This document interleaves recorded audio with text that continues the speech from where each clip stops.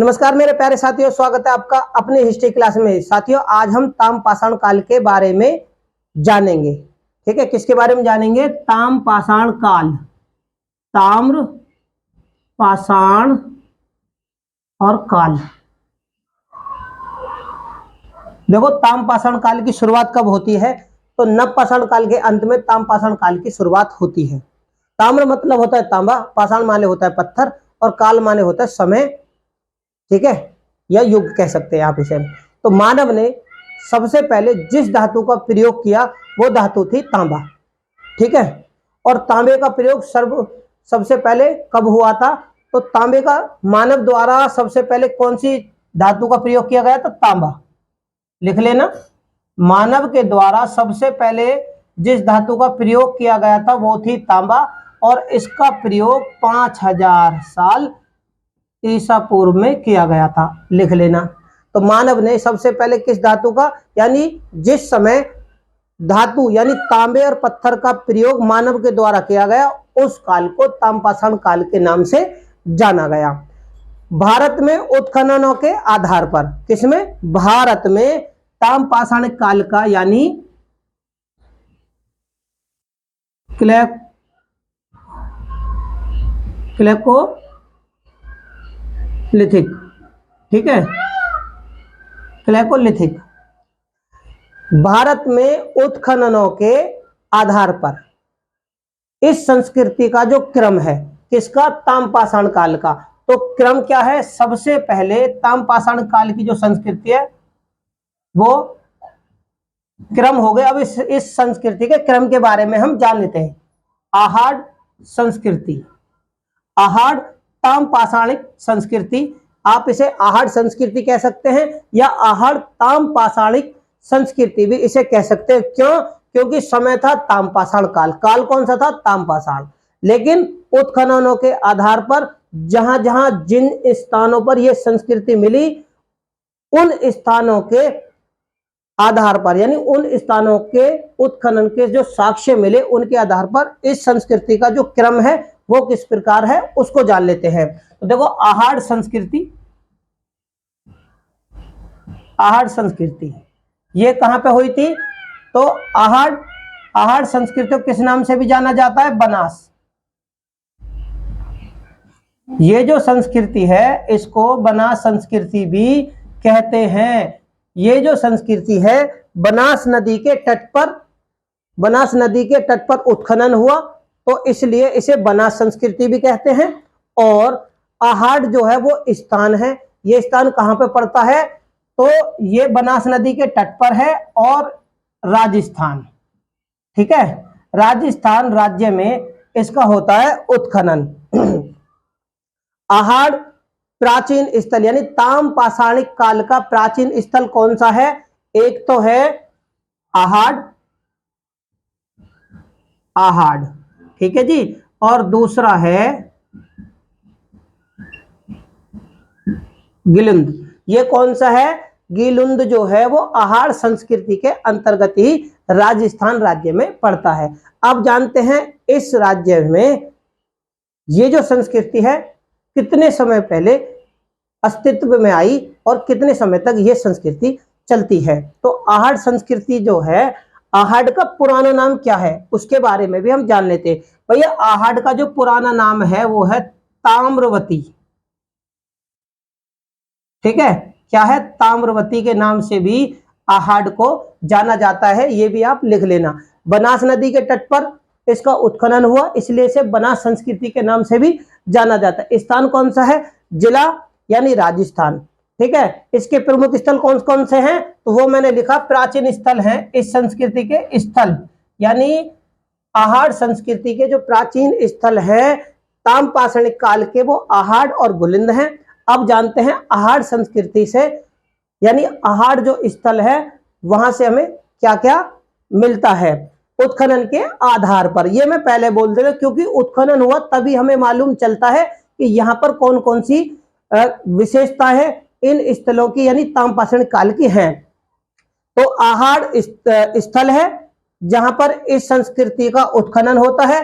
राज्य है राजस्थान, तो वहां पर बनास नदी थी, तो बनास नदी को बनास नदी के तट पर होने के कारण इसको क्या बोला गया, तो बनास संस्कृति भी इसको बोला गया। इसके दो स्थल थे, एक तो खुद आहड़ और एक था गिलुंद।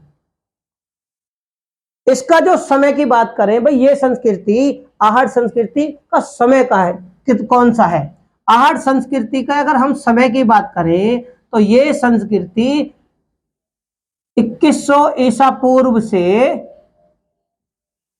1500 ईसा पूर्व तक अस्तित्व में रहती है। कौन सी, ताम्रपाषाण काल के अंतर्गत आहड़ संस्कृति जो है वो 2100 ईसा पूर्व से 1500 ईसा पूर्व तक रहती है। 1500 ईसा पूर्व का मतलब आप सभी जानते होंगे, क्योंकि ऋग्वेद का जो समय है वो 1500 से 1000 ईसा पूर्व है। यानी ये संस्कृति का लोप होता है 1500 में, और दूसरी तरफ ऋग्वेद का समय शुरू होता है, यानी वैदिक काल शुरू हो जाता है। लेकिन इससे पहले जहां पर यह संस्कृति अस्तित्व में थी एक तरफ, तो दूसरी तरफ कौन सी थी, हड़प्पा संस्कृति भी उस समय अस्तित्व में थी।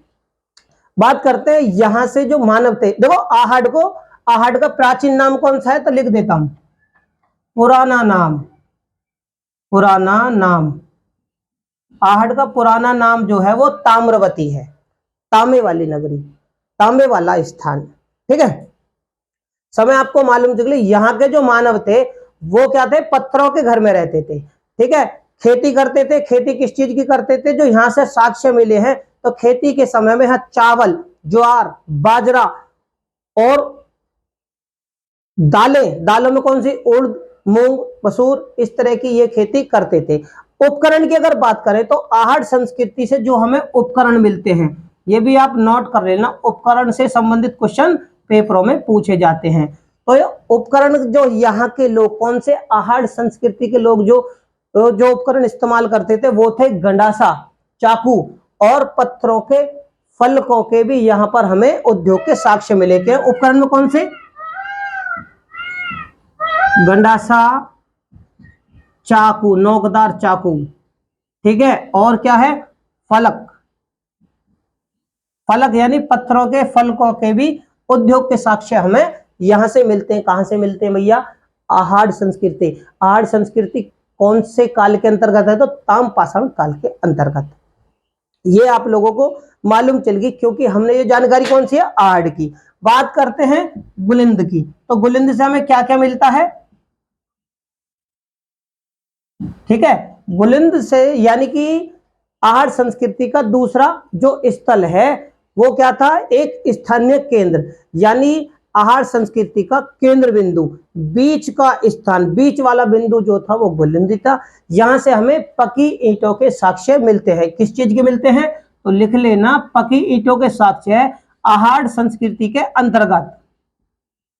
ठीक है, पकी ईंटों के साक्ष्य हमें गुलिंद से मिलते हैं। एक स्थान और है ताम्रपाषाणिक काल की संस्कृति, उसका नाम है बालाथल, वो मैं मौखिक आप लोगों को बताता हूं। यहां से टेराकोटा के साक्ष्य मिले। टेराकोटा का मतलब होता है मिट्टी से बने हुए, मिट्टी के बने हुए मूर्तियों के, ठीक है ना, मिट्टी से निर्मित मूर्तियों के हमें साक्ष्य मिलते हैं, वो उसका नाम है बालाथल।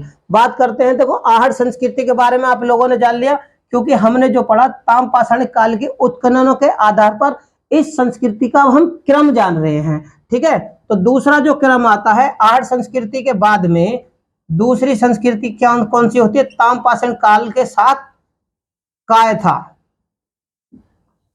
कायथा संस्कृति, ये नोट कर लेना। ठीक है, इनका क्रम बता रहा हूं, ताम्रपाषाणिक काल संस्कृतियों का क्रम। ठीक है, तो आहड़ संस्कृति के अंतर्गत हमें ये महत्वपूर्ण बिंदु है जो कि पेपर में पूछे। अब पढ़ते हैं हम कायथा संस्कृति। कायथा संस्कृति कहां पर थी, तो ये मध्य प्रदेश के चंबल में, ठीक है, मध्य प्रदेश के चंबल नदी के किनारे पर थी।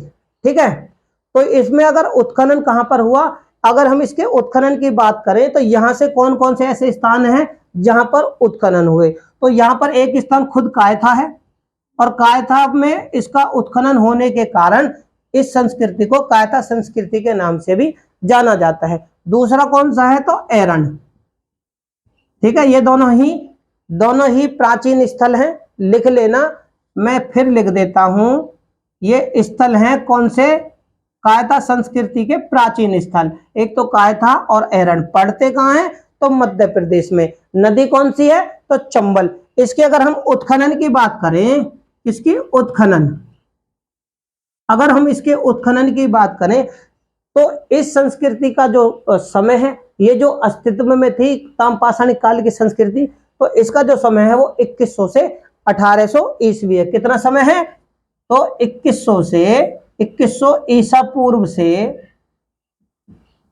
1800 ईसा पूर्व तक ये संस्कृति अस्तित्व में रहती है। उसके बाद इस संस्कृति का लोप हो जाता है।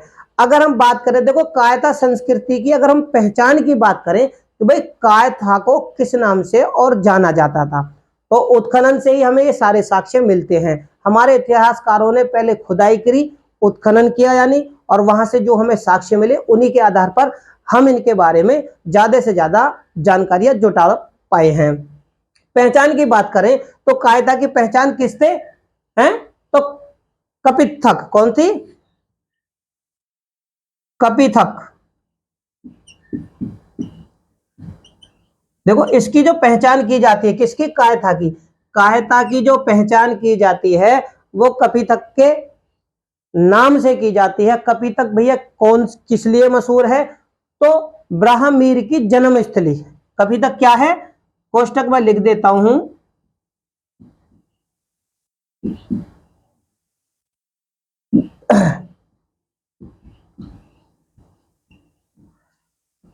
ब्राह्मीर की क्या है, ये जन्म स्थली है, ठीक है ना। तो कपिथक इसी नाम से, इसकी वजह से जानी जाती है, और ये कायथा, अब इसका नाम बदल हो गया कायथा, ठीक है। यहां से हमें जो साक्ष्य मिलते हैं वो साक्ष्य क्या है कि यहां से होता है उत्खनन।